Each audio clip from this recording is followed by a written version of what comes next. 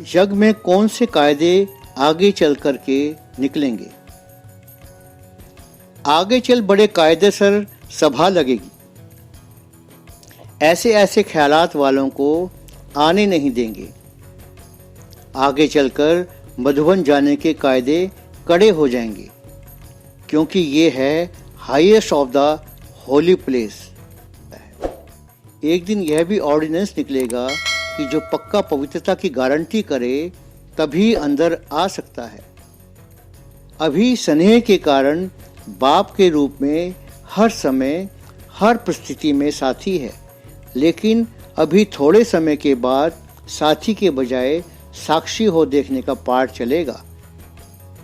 वह दिन भी आएगा कि इस आपकी सभा में कोई पतित बैठ नहीं सकता, किसको भी अलाउ नहीं करेंगे, बाप की इंद्र सभा में आने नहीं देंगे। विनाश और स्थापना के बीच के समय के नज़ारे। सारी दुनिया का विनाश हो जाता है, बाकी बहुत थोड़े बच्चे संगम युग में रहते हैं और रिसीव करने भी जो शरीर छोड़कर गए वो आएंगे। कलयुग विनाश हो फिर सतयुग स्थापन हो, इस बीच में थोड़ा समय मिलता है। इसमें थोड़े रह जाते हैं, वे नए सिर फिर राजधानी बनाते हैं। पीछे रहने वाले फर्स्ट क्लास महल आदि बनाएंगे।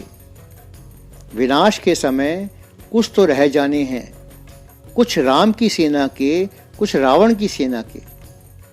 इस दुनिया को नई बनने में टाइम लगेगा, विनाश के बाद भी टाइम लगेगा। अंत में विनाश के बाद तुम देखते रहेंगे कि हमारे महल कैसे बनते हैं।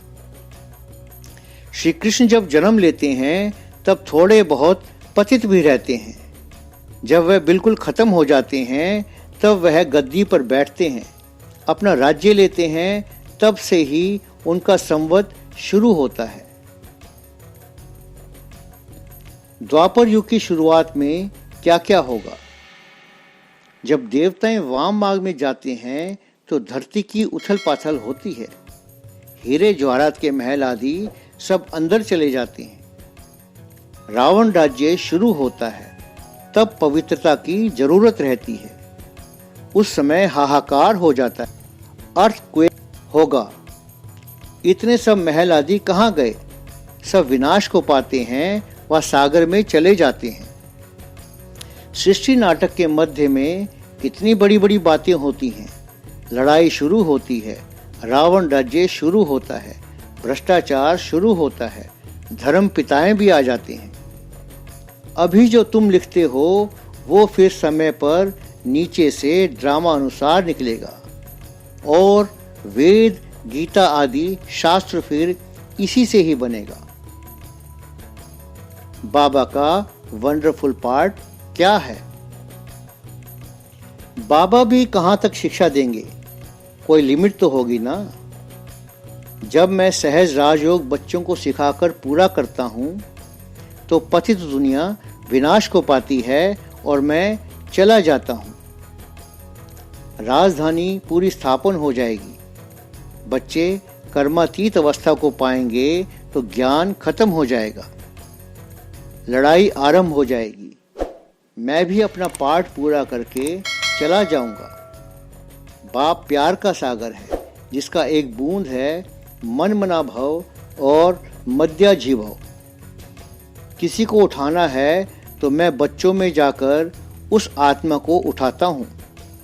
किसका कल्याण करने के लिए मैं बच्चों में प्रवेश करता हूँ। बच्चे वह नहीं समझेंगे, उनसे भी वह सुनने वाले तीखे जा सकते हैं, क्योंकि इन्हें बाप की मदद मिलती है, दृष्टि मिलती है। बाप का सबसे पसंद वाला कार्य है बच्चों से मिलने का।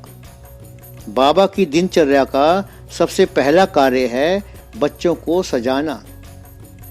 भक्ति मार्ग में मेरी सर्विस शुरू होती है। ड्रामानुसार जिस जिस देवता की पूजा करते हैं साक्षात्कार फिर भी मैं कराता हूँ। बाप सिर्फ मनुष्यों का ही पतित पावन नहीं है, लेकिन प्रकृति का भी पतित पावन है। भक्ति मार्ग में भी देने वाला मैं हूँ।